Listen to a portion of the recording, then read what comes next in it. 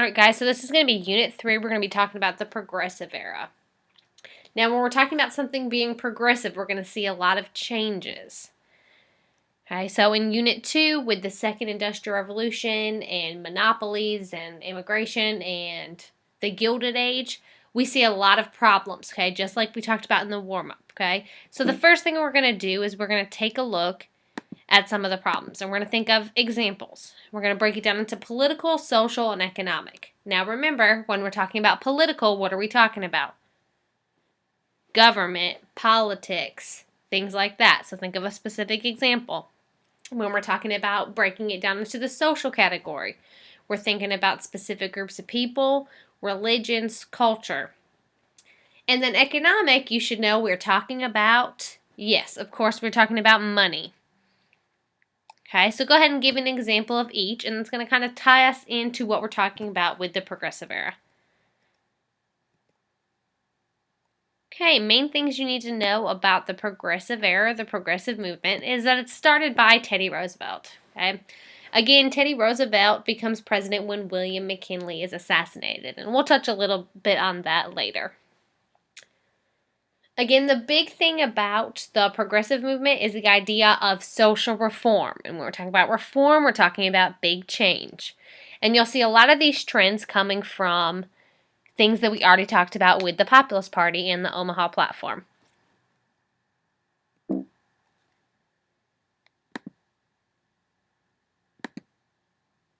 Okay, now you definitely want to get this down, okay? So goals of the progressive movement, we're going to tackle these big problems, okay? Women's suffrage movement, women could not vote at this point. Alcohol abuse, the regulation of monopolies, workers' rights, we talked about that with labor unions a lot. Regulation of transportation, things like railroads, child labor, conservation of natural resources, voting reforms, exposing societal problems, and the civil rights reform. Okay, and that's talking specifically about rights for African Americans. Okay, so make sure you get this down because this is going to kind of guide us for everything that we're talking about in this unit. Okay, now we'll be focusing a lot on Teddy Roosevelt. Okay, Teddy Roosevelt, this is where the teddy bear gets its nickname from. He was an avid hunter and outdoorsman, and one day he is on a trip with the goal of obviously hunting a bear. Well, the president wasn't finding anything, and the men that took him on the hunting trip didn't want him to feel bad that he didn't catch anything.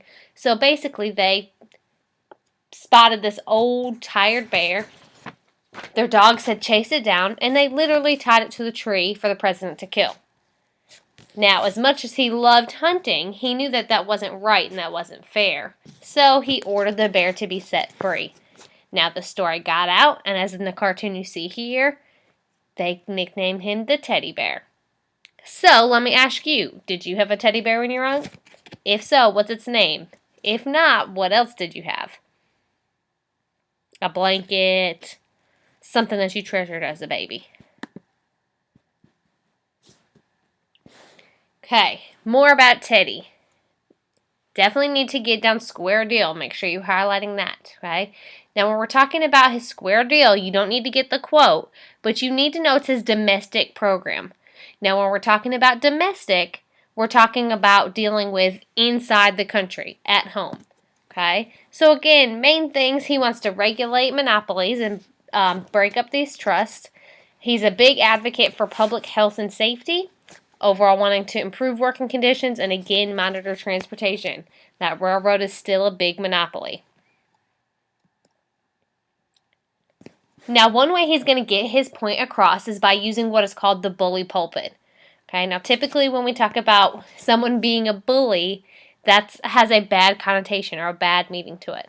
Okay, now when we're talking about a bully pulpit, this is just his platform. How is he getting his point across? Okay, he's using the White House or his position as president to get issues across. Okay, now Teddy Roosevelt is the youngest president we've ever had. Okay, other notable young presidents, JFK was the second youngest president, and Barack Obama is the fifth youngest president. Now, we talked a little bit about Teddy Roosevelt when he becomes president because he is president after William McKinley is assassinated. Okay, Teddy Roosevelt is very rare as a political leader for his time because he went against that laissez-faire idea. Okay, so basically, his opponents wanted to put him in the position of vice president because he didn't have a lot of power in that position. Well, little did they know that William McKinley would be assassinated and Teddy Roosevelt would rise to power and be president.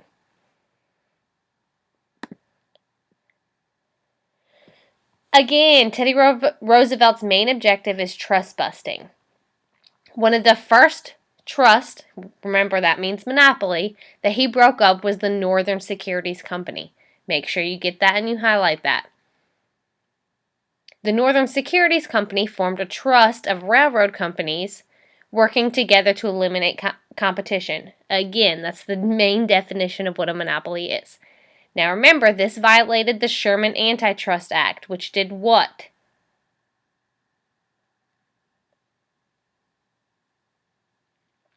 And then the result of this act and the result of Teddy Roosevelt's trust busting is that it shows that the federal government does have power to regulate these monopolies.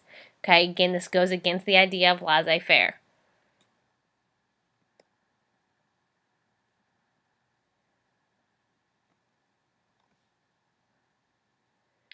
We'll skip this video for now and we'll watch it together in class. Now, one of my favorite things to talk about in this unit is the idea of muckrakers. Now, make sure you're saying it right. It's muckrakers, not muckrakers. Okay? Basically, these muckrakers are journalists who are bringing up issues of society. So we've already talked about one when we talked about Jacob Riis.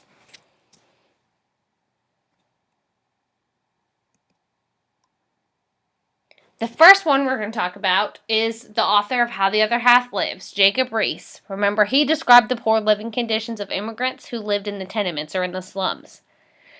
Ida Tarbell wrote The History of the Standard Oil Company, and she exposed the Standard Oil monopoly and how they eliminated competition.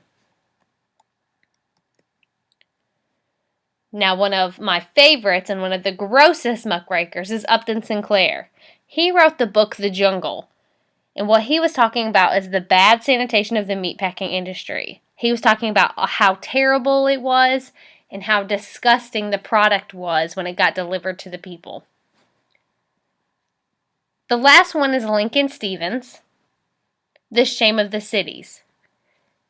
Stevens is exposing political machines like Tammany Hall, which was led by Boss Tweed.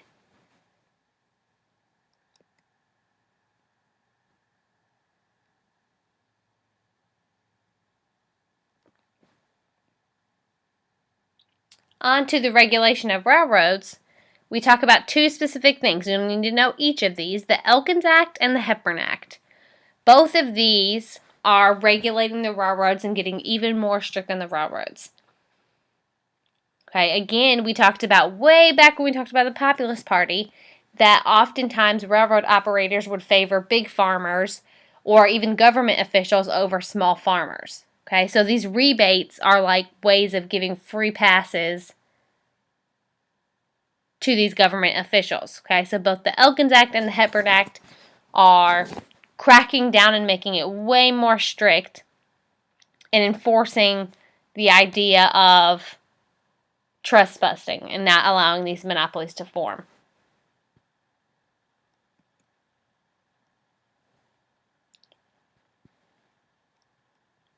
Okay, and directly a result from these muckrakers, like Upton Sinclair, the Pure Food and Drug Act is passed. Okay, and basically that requires that you ought to know what is in the food and medicine that you're taking. Okay, if you notice in the upper left-hand corner, cocaine tooth drops. Okay, probably will not be allowed today, but that's going to be typical medicine. Okay, oftentimes people would kind of sell you these serums and syrups to treat headaches or toothaches or a bellyache, and you didn't really know what you're taking. Okay, we want to make sure that these consumers knew what they were putting into their body and that it was safe for them.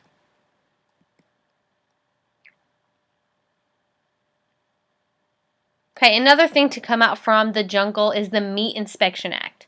Okay, it required federal, remember that's top level of the government, inspection of meat shipping across from state lines. Again, this is another way that we are protecting consumers.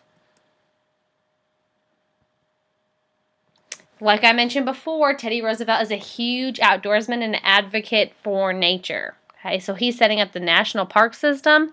Again, that's land set aside to permanently preserve natural resources and wildlife. Okay, so Yellowstone National Park and Mount Rushmore are two big examples.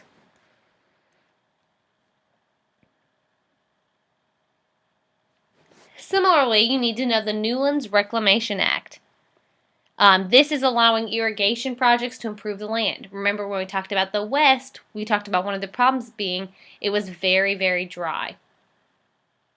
Okay, and the head of this project is Gifford Pinchot, and he's the head of the U.S. Forest Service. Okay, so he's the main one carrying out Teddy's conservation projects.